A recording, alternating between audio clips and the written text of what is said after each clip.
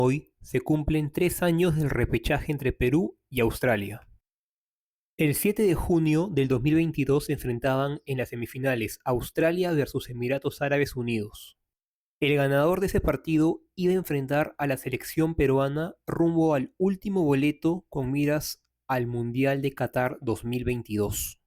El jugador Irvine adelantó al equipo de Australia, mientras que Caio, un jugador brasilero nacionalizado de Emiratos Árabes Unidos, empató el partido. Aquel partido fue muy parejo, tanto así que solamente faltando 6 minutos para llegar a los 90, anotó el gol del triunfo el mediocampista del Eintracht Frankfurt, Krusty. El equipo australiano contaba con grandes jugadores. Como portero tenían a Matthew Ryan, que posteriormente sería arquero del Arsenal de Inglaterra, y al mediocampista defensivo Aaron Moy. Por su parte, la selección peruana disputaba un partido amistoso ante la selección de Nueva Zelanda, que posteriormente también iba a jugar el partido de repechaje contra Costa Rica. Aquel partido sirvió para que Gianluca Lapadula anotara el gol del triunfo, tras un error del arquero neozelandés. Lamentablemente, el juego peruano ese día fue escaso. No lucieron como en otros partidos, pero pudieron sacar el partido adelante y ganar. Cada vez faltaba menos para el partido de repechaje, el lunes 13 de junio del 2022. Días previos, los ministros decidieron que iba a haber feriado ese día por el partido de la selección. Pensábamos que iba a ser un día de fiesta nacional, un día que nunca íbamos a olvidar en nuestras memorias. Lamentablemente no fue así. Personalmente debo admitir que ese día me sentí muy nervioso. Ya desde el partido con Nueva Zelanda, la selección mostró que parecía que estuviera en freno de mano. Parecía que las individualidades que jugaron los últimos partidos de las clasificatorias rumbo al Mundial no llegaban en un gran momento a esta parte final. Otro factor por la que la hinchada se sentía un poco nerviosa era porque uno de los mejores jugadores, el jugador que con su pie nos daba claridad en el medio campo, que era Yosimar Yotun, se había lesionado en los entrenamientos previo al partido de repechaje. Incluso el técnico Ricardo Gareca prefirió que no juegue el partido amistoso contra Nueva Zelanda. Aquel partido la selección peruana formó con Pedro Galese, Luis Advíncula, Carlos Zambrano, Alexander Callens y Miguel Trauco en defensa. Como mediocampista defensivo, Renato Tapia. Delante de él, 4 volantes. Cristian Cueva por izquierda, André Carrillo por derecha y en la parte medular, Christopher González con Sergio Peña. En el ataque estaba Gianluca Lapadula. El equipo de Australia formaba con Matthew Ryan en la portería. Como lateral derecho estaba Atkinson. Como lateral izquierdo, Behish. Como pareja de centrales, Wright y Rowles. El eje principal, la salida del equipo, era Aaron Moy, jugador con gran experiencia en el fútbol inglés. Delante de él habían 4 mediocampistas: Boyle, Krusty, Irvine y Lecky, dejando como único delantero a Duke. El partido fue muy cerrado, no hubo muchas ocasiones de gol para ningún equipo. Fueron 11 remates para Australia y 10 para la selección peruana, pero solamente al arco 2 para Australia y 1 para Perú. En el porcentaje de balón fue muy parejo, fue un 53% contra 47% a favor de Perú. Aunque hubo jugadas como esta del lateral izquierdo Bejic, siempre fueron bien solucionadas por Pedro Galese o la defensa nacional. Algo para admitir es que el triángulo defensivo de Pedro Galese, Carlos Zambrano y Alexander Callens se fortaleció con el pasar de los partidos, con Colombia en Barranquilla, con Ecuador en Lima, aunque Alexander Callens tuvo un error ese día en ese partido, y contra Paraguay en Lima. El partido de la fecha 17 ante Uruguay en Montevideo, que será análisis de otro video, también se vio una fortaleza inclusive de Renato Tapia formando un cuarteto muy bueno.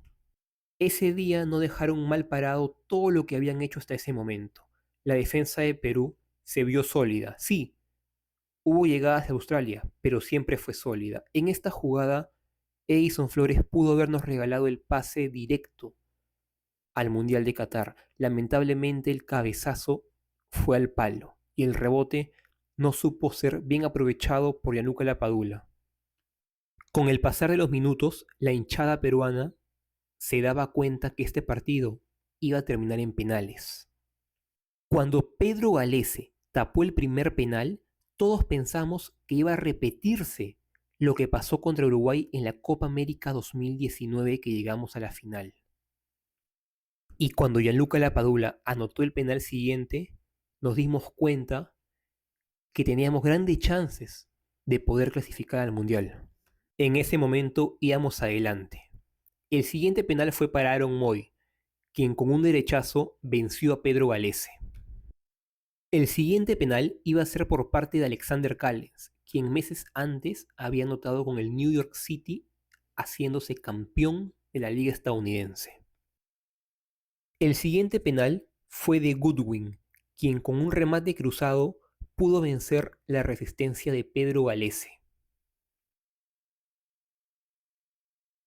Un tiro imposible para el arquero peruano. El siguiente penal lo erró Luis Advíncula. Se paró muy de frente al balón y no supo posicionarse bien para rematar el tiro penal. El mediocampista Krustic del Eintracht Frankfurt anotó el penal con mucha delicadeza y suavidad a la mano izquierda de Pedro Galese. Renato Tapia anotó contra Redmayne de un tiro medio. El siguiente penal iba a ser para McLaren, un jugador australiano que pudo hacer que su selección vaya adelante en el marcador.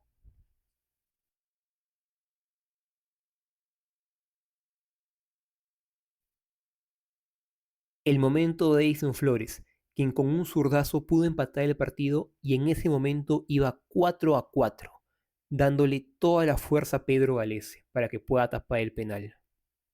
En la parte definitoria, en el 1 contra 1, Mavil anotaba el gol para Australia. Pedro Galese no podía hacer más que solo verla. En el último penal, Andrew Redmayne tapaba el penal a Alex Valera y sentenciaba a la selección peruana. Lo que parecía imposible se hacía realidad para Australia. Iban al Mundial. Ese día fue un día de luto nacional. Las calles estaban vacías. Inclusive hubo una llovizna en Lima. Luis Advíncula, minutos después del partido, renunció a la selección peruana. Un partido muy táctico que quizás la selección peruana no esperó. Pensó que iba a ser mucho más fácil. Lamentablemente, no fue así. Aquel día conocimos a Andrew Redmayne, actual arquero del Sydney Football Club y que tenía 36 años en este momento. Nadie conocía a Andrew Redmayne, un excéntrico arquero que siempre hacía estos jueguitos antes de los penales. Debemos recordar que después de lo que hizo, la FIFA sacó una norma para que ningún arquero haga algo parecido antes de los penales. Aquel día significó un antes y un después en el fútbol peruano. Significó el último partido oficial de Ricardo Gareca en Lima, en la Plaza de Armas, en Miraflores. Se habían juntado miles de hinchas para disfrutar del partido. Lamentablemente, las portadas que nos dieron después del pitazo final dan tristeza. Aquel día hubiéramos esperado que nunca suceda el fin de la era Ricardo Gareca. Aproximadamente un mes después, Ricardo Gareca volvía a Lima, ya que el día siguiente iba a ofrecer una conferencia de prensa en el Hilton de Miraflores para despedirse de la selección y del país. Ese día Ricardo Gareca le ponía punto final a su estadía por Perú. Un técnico que nos hizo creer de nuevo que había esperanzas para luchar contra las potencias de Sudamérica y del mundo. Una persona que creyó en el futbolista peruano desde el primer momento. Por supuesto que tuvo errores, malos planteamientos, malos partidos, goleadas en contra, malas decisiones. Pero lo que no se puede negar es que Ricardo Gareca ha sido uno de los mejores técnicos que tuvo la selección peruana en toda su historia. En este momento estamos siendo gobernados por una persona que deja mucho que desear, una persona que prefiere tomarse fotos frente a trofeos o en premiaciones de la Conmebol antes de hacer algo por el fútbol peruano y sus divisiones menores.